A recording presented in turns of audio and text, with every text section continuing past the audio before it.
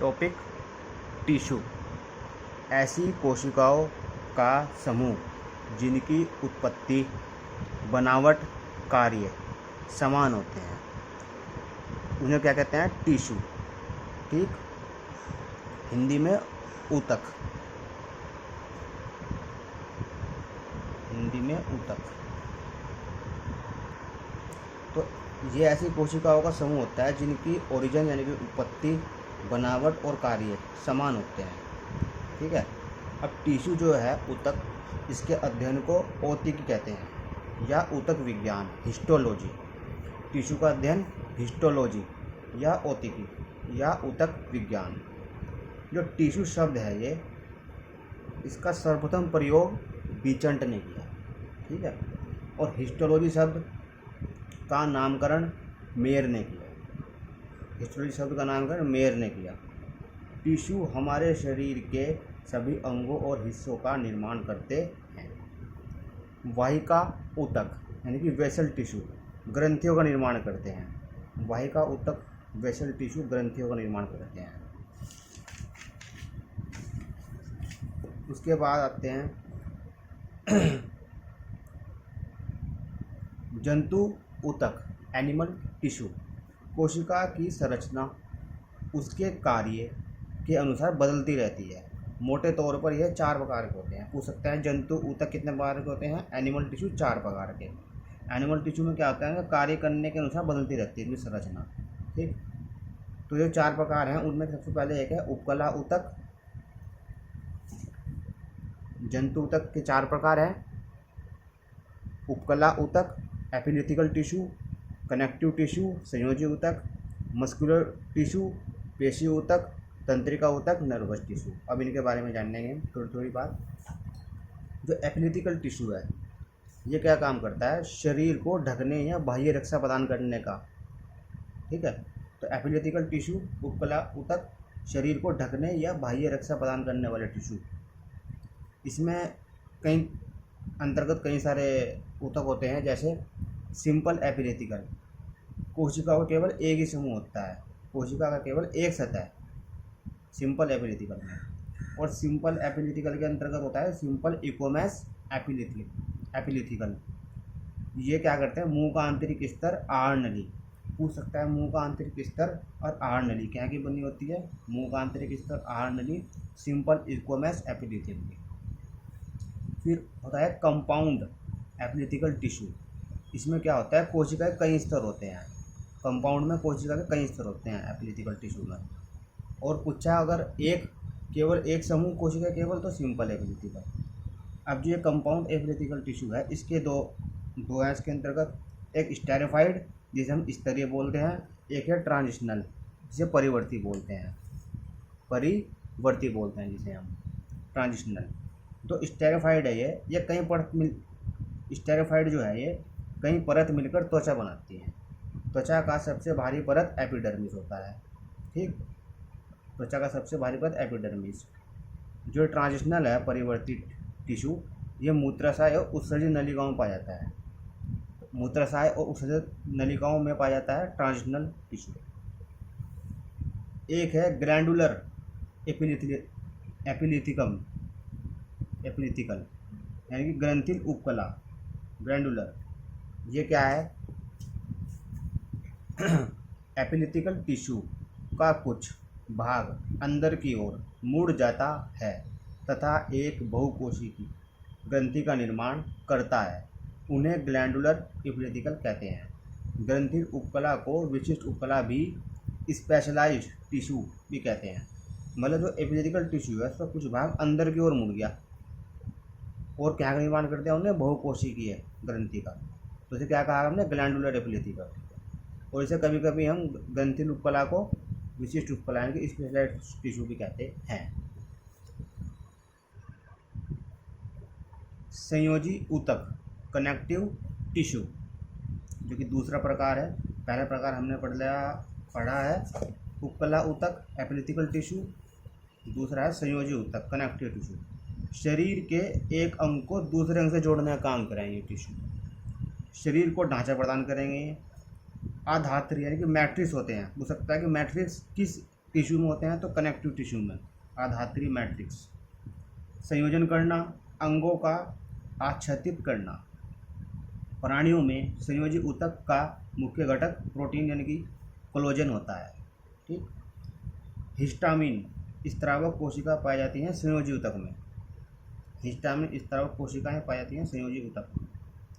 फिर जो संयोजी ऊतक हैं ये टेंडन कंडारा, हड्डी को पेशी से, पेशी यानी कि मसल से। स्नायु लिगामेंट ये भी संयोजी ऊतक है, हड्डी को हड्डी से। वसा एडिपस अंदर की त्वचा में वक्र के केंद्र में होता है। आंत्र योजनी में सेंट्री में होता है वसा। उसके बाद संयोजी ऊतक के हमारे पास अस्थि है, बोन है, उपास्थि है, हेरिटेज है, ब्लड है, लसिका है। जो ये ब्लड और लसिका है, ये पूरा ब्लड और लसिका ये तरल संयोजी ऊतक कहलाता है। ब्लड और लसिका दोनों ये तरल संयोजी ऊतक, और अस्थि उपास्थि ब्लड लसिका ये संयोजी ऊतक है। खाली ब्लड और लसिका तरल संयोजी ऊतक है। फिर संयोजी ऊतक के अंतर्गत एक आता है अवकाशी, जिसे हम एरोलर बोलते हैं। ये क्या काम करता है, जो हमारी त्वचा है और मांसपेशियाँ हैं, त्वचा और मांसपेशियाँ, इन दोनों को जोड़ेगा और यह दूसरे ऊतक को जोड़ने और सहारा देने का कार्य करता है। जो दूसरे ऊतक हैं उनको सहारा देगा ये और उनके साथ जोड़ने का काम करेगा। ठीक। त्वचा और मांसपेशियों को जोड़ता है एरोलर। और ये कहाँ पाया जाता है, रुधिर वाहिनियाँ और तंत्रिकाओं के चारों तरफ, एरोलर यानी कि अवकाशी। अब है रंजित पिगमेंटेड, ये कहाँ होता है, ये भी संयोजी ऊतक है। ये मुख्यतः हमारी आंखों में होता है, नेत्र में। ठीक है, ये आंखों में होता है हमारी। ये जो हमारे होते हैं ये रंजित पटल बोलते हैं, जिसे हम क्लोराइड बोलते हैं, जिसे हम हिंदी में रंजित पटल, रंजित पटल, इंग्लिश में क्लोराइड। और आइरिस और त्वचा का रंग इसी के कारण होता है, यहाँ पाया जाता है पिगमेंटेड। ठीक। और जो ये है लसिका, ब्लड और लसिका हमारे तरल संयोजी ऊतक है। जो लसिका है इसमें प्रोटीन, ग्लूकोज, जल आदि पाए जाते हैं। तो प्रोटीन, ग्लूकोज और जल कहाँ पाए जाते हैं, लसिका में। पेशी ऊतक नंबर 3 प्रकार। मस्कुलर टिश्यू, ये मुख्यतः मस्कुलर टिश्यू 3 प्रकार के होते हैं। याद रखना, मस्कुलर टिश्यू कितने प्रकार के होते हैं, 3 प्रकार के। पेशी ऊतक 3 प्रकार के, अरेखित, रेखित, हृदय। अरेखित अनस्ट्रिपिड, रेखित स्ट्रिपिड, हृदय कार्डाइस। यह मसल्स फाइबर से बनता है। शरीर की सभी पेशियां मसल टिश्यू से बनती हैं। उसके बाद नंबर 4 है तंत्रिका ऊतक, नर्वल टिश्यू। अब तंत्रिका है नर्वस टिश्यू, यानी कि इससे तंत्रिका तंत्र का निर्माण होता है। तंत्रिका तंत्र का निर्माण होता है इससे तंत्रिका ऊतक से। सभी अंगों में सामंजस्यवत करना तंत्रिका ऊतक का काम है। और इसके भाग होते हैं, नर्वस सेल होते हैं, न्यूरॉन होते हैं, जो हम न्यूरॉन बोलते हैं, नर्वल फाइबर्स होते हैं, न्यूरोजिला होता है, ये इसके भाग हैं। न्यूरॉन का मुख्य भाग क्या है, साइटोन। तो न्यूरॉन का मुख्य भाग क्या है, साइटोन। ठीक है, याद रखना हमें। ये 4 हो गए प्रकार हमारे एनिमल टिश्यू के। एनिमल टिश्यू के 4 प्रकार हो गए हैं ये। हमने जंतु ऊतक के 4 प्रकार बताए थे, एपिलेटिकल, कनेक्टिव, मस्कुलर, नर्वस। जो ये हमारे ब्लड और लसिका हैं, ये तरल संयोजी ऊतक हैं। इनके बारे में जान लेते हैं, ब्लड और लसिका के बारे में। ब्लड और लसिका संवहन ऊतक हैं, वेस्कुलर टिश्यू कहलाते हैं। क्या कहलाते हैं, वेस्कुलर टिश्यू, संवहन ऊतक। और तरल संयोजी ऊतक भी कहलाते हैं। ये बताया अभी, तरल संयोजी ऊतक भी कहलाते हैं ब्लड और लसिका। और यही हमारे जो हैं संवहन ऊतक भी कहलाते हैं, रक्त और लसिका। जो लसिका है ये रंगीन होता है और इसमें आरबीसी प्लेटलेट्स नहीं होते। याद रखना, में लसिका में आरबीसी प्लेटलेट्स नहीं होते, जबकि डब्ल्यूबीसी होते हैं। ठीक, लसिका में रक्त के 3 रुधिराणु होते हैं, आरबीसी, डब्ल्यूबीसी, प्लेटलेट्स। जो आरबीसी है, रेड ब्लड कॉर्पस बोलते हैं ऐसे को। इसको बोलते हैं एरिथ्रोसाइटस। आरबीसी को एरिथ्रोसाइटस। यह लाल अस्थि मज्जा यानी कि बोन मैरो में विकसित होता है, यानी कि पुच्छ का आरबीसी का निर्माण बोन मैरो में, लाल अस्थि मज्जा में इसका निर्माण होता है। और पुच्छा इसका पुच्छा विनाश कहाँ होता है? विनाश होता है पलिया में, इसका इस प्लान में। ठीक, उसके बाद इसका जो जीवन काल है वो होता है 120 दिन, लंबाई 7 माइक्रोमीटर की, 7 माइक्रोमीटर की लंबाई, जीवन काल 120 दिन। हीमोग्लोबिन इसी में पाया जाता है। पुच्छा का हीमोग्लोबिन कहाँ पाया गया? आरबीसी में, जिससे इन कणों का रंग लाल होता है। पलिया इस प्लान को आरबीसी का कब्रिस्तान कहते हैं, graveyard of RBC, graveyard of RBC, क्योंकि इसमें ग्रेवयार्ड मतलब कब्रिस्तान। क्यों? जहाँ विनाश होगा, जहाँ मरा वहीं कब्रिस्तान, आरबीसी का पलिया। ठीक, इसके बाद भ्रूणीय अवस्था में आरबीसी का निर्माण पलिया तथा यकृत में होता है। कहाँ होता है भ्रूणीय अवस्था में आरबीसी का निर्माण? पलिया तथा यकृत में। उसके बाद यह शरीर में ऑक्सीजन का परिवहन करती है, आरबीसी शरीर में ऑक्सीजन का परिवहन करती है। आरबीसी में माइटोकॉन्ड्रिया नहीं पाया जाता, मेन चीज़ याद रखनी है, माइटोकॉन्ड्रिया, आरबीसी में माइटोकॉन्ड्रिया नहीं पाया जाता। ठीक, उसके बाद हीमोग्लोबिन की संख्या में कमी आने से रोग कौन सा होता है? रक्त अल्पता, जिसे हम एनीमिया बोलते हैं, एनीमिया रोग। ये क्या है? खून की हीमोग्लोबिन कम हो जाती है इसमें संख्या में, इसे क्या बोलते हैं? एनीमिया, रक्त अल्पता, खून की कमी। ठीक, इसके बाद एक रोग और है, शरीर से बहता हुआ रक्त जमता नहीं, इसे बोलते हैं हीमोफीलिया। और जो हीमोफीलिया है अनुवांशिक रोग है एक। अब हम बात करते हैं डब्ल्यूबीसी की, वाइट ब्लड कॉर्पस, इसे बोलते हैं लिफोसाइटस, लिफोसाइटस। रंग नहीं होता इसलिए इसे श्वेत रुधिर कणिकाएं कहते हैं। आरबीसी डब्ल्यूबीसी रेशो हमें याद रखना 601, आरबीसी डब्ल्यूबीसी रेशो 601। डब्ल्यूबीसी की संख्या 6000 से 10,000 प्रति घन mm होती है शरीर में, 6000 10,000 प्रति घन mm। यह शरीर की प्रतिरक्षा का कार्य करती है। हो सकता है आरबीसी डब्ल्यूबीसी में प्रतिरक्षा का कार्य है, जो में सुरक्षा करता है, बचाता है, कौन करता है? डब्ल्यूबीसी। तो कहाँ कहाँ से बचाता है? वायरस से, बैक्टीरिया से, फंगल से, इन्फेक्शन से बचाते आए हैं डब्ल्यूबीसी। कैंसर, ल्यूकेमिया, क्या है कैंसर? ल्यूकेमिया, रक्त कोशिकाओं को प्रभावित करने वाला रोग। इसके बाद प्लेटलेट्स, जो तीसरा बचा हमारे पास, प्लेटलेट्स क्या कहते हैं? थ्रोम्बोसाइट्स बोलते हैं इसको, थ्रोम्बोसाइट्स। इसमें प्रोथ्रोम्बिन होता है। प्रोथ्रोम्बिन क्या है? रक्त का थक्का बनाने में मदद करता है, रक्त का थक्का बनाने में मदद करता है प्रोथ्रोम्बिन। ठीक, उसके बाद जो थक्का है, एक हमारे खून में होता है हिपेरिन। क्या होता है? हिपेरिन। इसकी वजह से थक्का नहीं बनता। हो सकता है किसकी वजह से नहीं बनता? हिपेरिन की वजह से थक्का नहीं बनता। विटामिन के थक्का बनाने में सहायक होता है। ठीक, और प्रोटीन होता है हमारे थक्का बनाने में, जो प्रोटीन है फाइब्रिनोजन। कौन सा प्रोटीन है? फाइब्रिनोजन।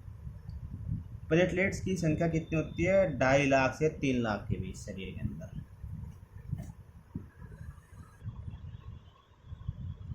एनिमल टिश्यू, महत्वपूर्ण तथ्य।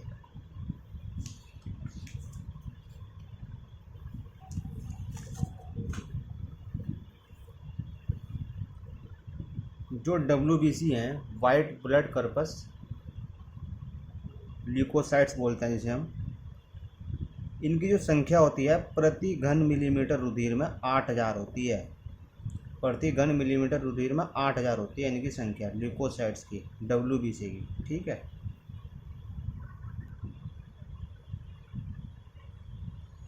शरीर को गर्म रखने हेतु कौन सा ऊतक उत्तरदायी है? वसामय ऊतक, शरीर को गर्म करने के लिए उत्तरदायी। स्तनधारियों की त्वचा में वसामय ऊतक कहाँ पाए जाते हैं? चर्म से नीचे। स्तनधारियों में बाल कौन सी रचना है? एपिडर्मल रचना। लिगामेंट रचना किसे जोड़ती है? अस्थि को अस्थि से। न्यूरॉन का बाहर जाने वाला प्रक्रम क्या कहलाता है? एक्शन। अरेखित पेशियाँ कहाँ पाई जाती हैं? मूत्राशय में। अरेखित पेशियाँ कहाँ पाई जाती हैं हमारे पास? मूत्राशय में। दांत मुख्य रूप से किसके बने होते हैं? डेंटाइन के। डेंटाइन के दांत बने होते हैं। हृदय पेशियों के लक्षण क्या होते हैं? रेखित अरेखित पेशियों का मिश्रण। रेखित अरेखित पेशियाँ हृदय में होती हैं और अरेखित पेशियाँ हमारे पास जाती हैं मूत्राशय में केवल। अरेखित और रेखित अरेखित दोनों मिक्स हृदय में। लेक्राइमल ग्रंथियाँ किसे स्रावित करती है? आंसू को। तो आंसू को स्रावित करती हैं लेक्राइमल ग्रंथियाँ। शरीर की सबसे बड़ी मांसपेशी ग्लूटियस मैक्सिमस। सबसे बड़ी मांसपेशी शरीर की ग्लूटियस मैक्सिमस। शरीर में सबसे छोटी मांसपेशी स्टेपिडियस, कान की। स्टेपिडियस, कान की। दांत का शिखर किसका बना होता है? इनेमल का। विभाज्योतक पौधे के किस भाग में पाए जाते हैं? वर्धी भाग में। हिस्टोलॉजी ओतिकी की स्थापना का श्रेय किसे जाता है? मार्सेलो मेलपंगी को। द्विबीजीय पौधे में द्वितीयक वृद्धि हेतु कौन सा ऊतक उत्तरदायी होता है? कैम्बियम। द्विबीजपत्री पौधे में द्वितीयक वृद्धि हेतु कौन सा ऊतक उत्तरदायी होता है? कैम्बियम।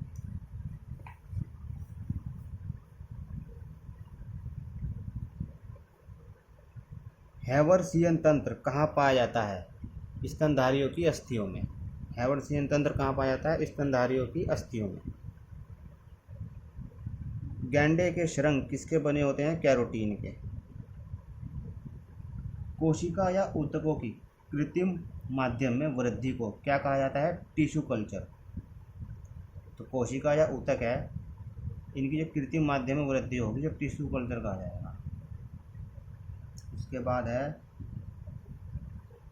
जननी कोशिकाओं का निर्माण किस एपिथेलियम से होता है? क्यूबोइडल से। जननी कोशिकाओं का निर्माण किस एपिथेलियम से होता है? क्यूबोइडल से। मास्ट कोशिकाओं किस ऊतक में पाई जाती हैं? संयोजी ऊतक में। मास्ट कोशिकाएं कहाँ पाई जाती हैं? संयोजी ऊतक में। शरीर में सबसे लंबी मांसपेशी सर्टोनियस। सर्टोनियस। शरीर में सबसे लंबी मांसपेशी सर्टोनियस। गुर्दे के निचले पेल्विस से होकर जांघ तक, घुटने तक जावे है। क्या है इसका नाम? सर्टोनियस। सबसे लंबी मांसपेशी सर्टोनियस। एक मोटे मनुष्य के शरीर में मोटापन किस ऊतक की वृद्धि कारण होता है? वसा में ऊतक की वृद्धि के कारण होता है। सर्वप्रथम जीवों का वैज्ञानिक वर्गीकरण प्रस्तुत किया जॉन रे ने। जीव जो ज़्यादा समय तक जीवित रह पाते हैं बहुकोशिकीय होते हैं।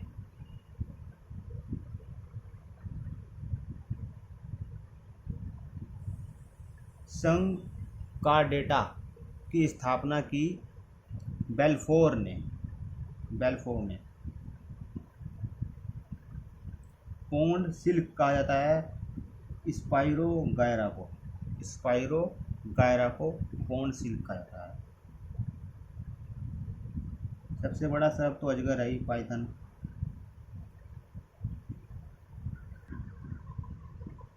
देखिए अब हम बात करते हैं प्लांट टिश्यू की, यानी कि पादप ऊतकों की। अभी हमने बात करी एनिमल टिश्यू की। प्लांट टिश्यू में क्या है? ये दो प्रकार के होते हैं। सबसे पहले मेरिस्टेमेटिक विभाज्य ऊतक और परमानेंट यानी कि स्थायी। तो जो मेरिस्टेमिक यानी कि विभाज्य ऊतक, इनकी कोशिकाओं में तीव्रता से विभाजन होता है। ठीक है, तो जिन कोशिकाओं में तीव्रता से विभाजन हो रहा है वो क्या है? विभाज्य ऊतक। और पौधों की वृद्धि में सहायक होते हैं ये। पौधों की वृद्धि भागों में पाए जाते हैं। जब वृद्धि कर रहे हैं तो वृद्धि भाग कहाँ से होंगे? जड़ से होंगे। तने से होगी वृद्धि, तो जड़ और तने में पाए जाएंगे वृद्धि भागों में ये विभाज्य ऊतक। दूसरे, जब कोशिका में विभाजन हो रहा है, जो विभाजन से जो नई कोशिका बन गई, जो विभाज्य ऊतक है, इनकी जो कोशिकाओं के विभाजन से जो नई कोशिका बन गई, उसमें आगे नहीं बनती, नहीं वो जो तो रह जाओ वहीं के वहीं बस। इनकी रचना आकृति भिन्न भिन्न होती है। नई कोशिका का जो निर्माण हो रहा है, बनती है, उनकी रचना तथा आकृति भिन्न भिन्न होती है और इन कोशिकाओं में पुनः विभाजन का गुण समाप्त हो जाता है, स्थायी होती हैं ये, इसे कहते हैं परमानेंट ऊतक। ठीक, अब जो है परमानेंट स्थायी ऊतक, इसमें हमारे आते हैं जटिल और सरल, यानी कि दो आ गए, जटिल और सरल। और जो हमारे बचे हैं मेरिस्टेमेटिक, इसके अंदर आगे लेटरल, एपिकल, इंटरकैरी, यानी कि केवल 3। ठीक, और जो हमारे दूसरी तरफ है, यानी कि दूसरी तरफ हमारे पास है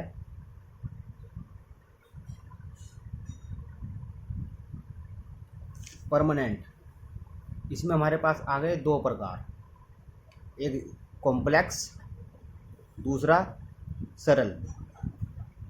ठीक है, कॉम्प्लेक्स यानी कि जटिल, सरल यानी कि सिंपल। और सिंपल के अंतर्गत तो फिर 3 है हमारे पास, पैरेंचाइमा, कोलेंचाइमा, स्कैरेंचाइमा। आइए देखते हैं पूरी डिटेल में इसके बारे में। तो सबसे पहले हम देखते हैं विभाज्य ऊतक को। ये हमने बता दिया कोशिका तीव्र विभाजन होता है, वृद्धि विभागों में पाए जाते हैं, ये वृद्धि में सहायक होते हैं, जैसे लेटरल, एपिकल, इंटरकलेरी। लेटरल यानी कि पार्श्व, पार्श्व यानी कि पीछे, पीछे क्या होंगे, तने होंगे या जड़ होंगे।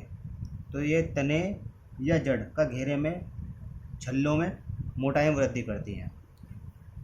तो कौन सा ऊतक जो है छल्लों में मोटाई में वृद्धि करता है? लेटरल। एपिकल यानी कि शीर्ष, ये शीर्ष पर पाया जाता है एपिकल, तने या जड़ के शीर्ष पर पाया जाता है। ये पौधे की लंबाई में वृद्धि करेगा, तो पौधे की लंबाई में वृद्धि कौन करता है? एपिकल। इंटरकलेरी यानी कि अंतर्विष्ट, यानी कि अंतर्विष्ट पत्तियों के आधार पर, टहनियों की परत पर, टहनियों में वृद्धि करता है। उच्च जगह पत्तियों के आधार पर, टहनियों की परतों पर इंटरकलेरी अंतर्विष्ट, और टहनियों में वृद्धि करता है इंटरकलेरी यानी कि अंतर्विष्ट। और एपिकल पौधों की लंबाई में वृद्धि करता है। और जो एपिकल और इंटरकलेरी हैं, ये दोनों हमारे पास जो हैं प्राथमिक वृद्धि के लिए जिम्मेदार हैं। याद रखना, प्राथमिक वृद्धि के लिए जिम्मेदार कौन है? एपिकल और इंटरकलेरी। ठीक, एपिकल पौधे की लंबाई में वृद्धि करता है, इंटरकलेरी अंतर्विष्ट टहनियों की परतों पर, टहनियों में वृद्धि करता है और पत्तियों के आधार पर पाया जाता है। जबकि लेटरल पार्श्व ये छल्लों में और मोटाई में वृद्धि करता है। ये हमारा खत्म हो गया विभाज्य ऊतक। अब हम बात करते हैं स्थायी ऊतक की। स्थायी ऊतक हमने भी बताया, नई कोशिका बन गई विभाजन से, इनके विभाजन से नई कोशिका बनी गई, उसमें जो है नए पुनः विभाजन का जो गुण है वो समाप्त हो गया। ठीक, तो स्थायी होगी वो, उन्हें स्थायी टिश्यू कहेंगे। ये 2 प्रकार के होते हैं, जटिल और सरल। अब हम जटिल को देखते हैं, यानी कि कॉम्प्लेक्स में। जो जटिल हैं ये कॉम्प्लेक्स, इसे क्या कहते हैं? कोशिकाओं का आकार एवं रचना भिन्न होते हुए भी एक जैसे कार्य करते हैं। मतलब कोशिकाओं का आकार और रचना तो भिन्न है, यानी कि अलग है, आकार भी भिन्न है और रचना भी भिन्न है, लेकिन काम एक जैसे कर रहे, एक जैसे कार्य करते हैं, इसे जटिल कहेंगे, कॉम्प्लेक्स। ऐसे ऊतक जो जल, खनिज, लवण, खाद्य पदार्थों को पौधे के विभिन्न अंगों तक पहुंचाते हैं, जटिल। ठीक, जैसे जलायम और फोलायम। जलायम को दारू ऊतक बोलते हैं हिंदी में।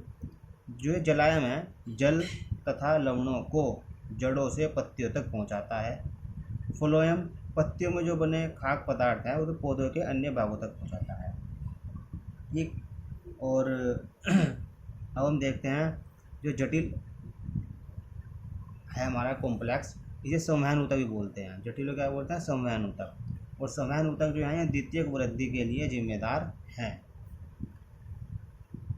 द्वितीयक वृद्धि के लिए जिम्मेदार संवहन ऊतक यानी कि जटिल ऊतक।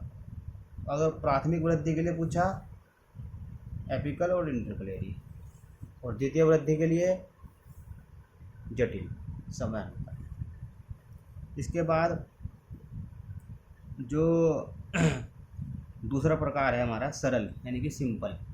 इसमें क्या है? आकृति और कार्य एक जैसे होते हैं। इसमें आकृति और कार्य दोनों एक जैसे, वहाँ पर आकृति और कार्य कह रहे दोनों, भाई आकार और संरचना अलग अलग थी लेकिन काम एक जैसे कर रहे थे हमें।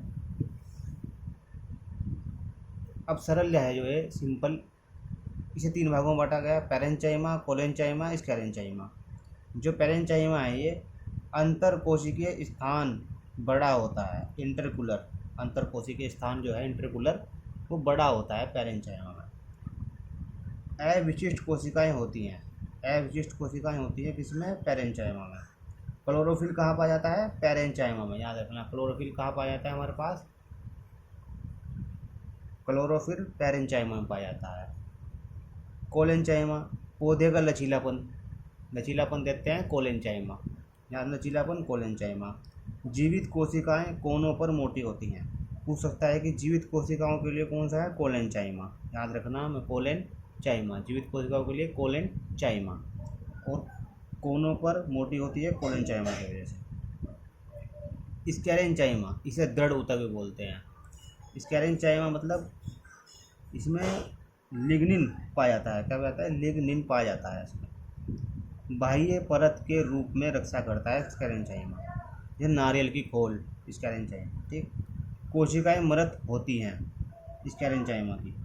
मोटी कठोर कोशिका भित्ति लिग्निन से होती है। जब लिग्निन इसमें पाया गया स्कैरेंचाइमा में, लिग्निन तो मोटी और कठोर हो जाएगी लिग्निन की वजह से, स्कैरेंचाइमा में पाया जाएगा। ठीक, कोशिकाएं मृत होती हैं इसकी, और जीवित होती हैं किसकी? जीवित कोशिकाएं कोलेंचाइमा की, जीवित कोशिकाएं कोलेंचाइमा की, और मृत कोशिकाएं स्कैरेंचाइमा की। और जो हमारी मृत कोशिकाएं हैं जलायम की भी होती हैं, याद रखना हमें। ठीक है, ये पूरा हमारा प्लांट टिश्यू खत्म हो चुका है। अब इसके हम इम्पोर्टेंट तथ्य लेंगे। एक समान उत्पत्ति, संरचना एवं कार्यों वाली कोशिकाओं का संगठन है ऊतक टिश्यू। प्लांट टिश्यू यानी कि पादप ऊतक 2 प्रकार के होते हैं, विभाज्य ऊतक और स्थायी ऊतक।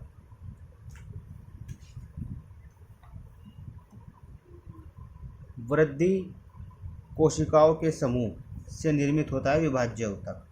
मेरिस्टेमेटिक टिश्यू वृद्धि कोशिकाओं के समूह से निर्मित होता है। तने एवं जड़ों के अगले सिरों में पाए जाते हैं विभाज्य ऊतक। ठीक है, और पौधों की लंबाई में वृद्धि करता है शीर्षस्थ विभाज्य ऊतक। इसके बाद अंतर्विष्ट विभाज्य ऊतक वृद्धि करता है लंबाई में। वृक्षों के शरीर का अधिकांश भाग बना होता है काष्ठ, वुड का। द्विबीजपत्री पौधे के तनों में होता है द्वितीयक वृद्धि। कैम्बियम या फ्लोजेन की द्वितीयक वृद्धि के दौरान बनते हैं कार्क, क्रोक। पानी और भोज्य पदार्थ नहीं मिलने के कारण कोशिकाएं मृत होकर बनती हैं छाल।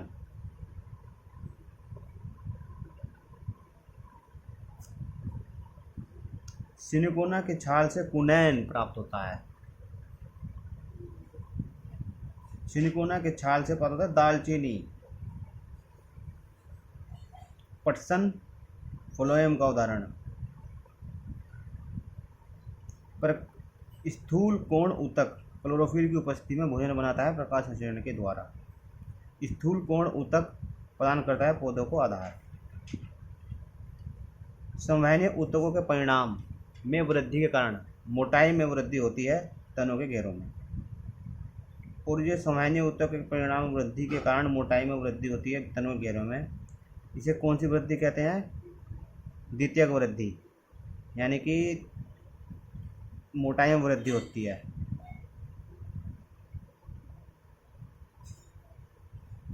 जो मोटाई में वृद्धि होती है द्वितीयक वृद्धि कहते हैं। ठीक, तनों के घेरों में वृद्धि होती है। और जो द्वितीयक वृद्धि है इसके लिए जिम्मेदार कौन है? ये बताया था मैंने द्वितीयक वृद्धि के लिए जटिल, और प्राथमिक वृद्धि के लिए ये दोनों।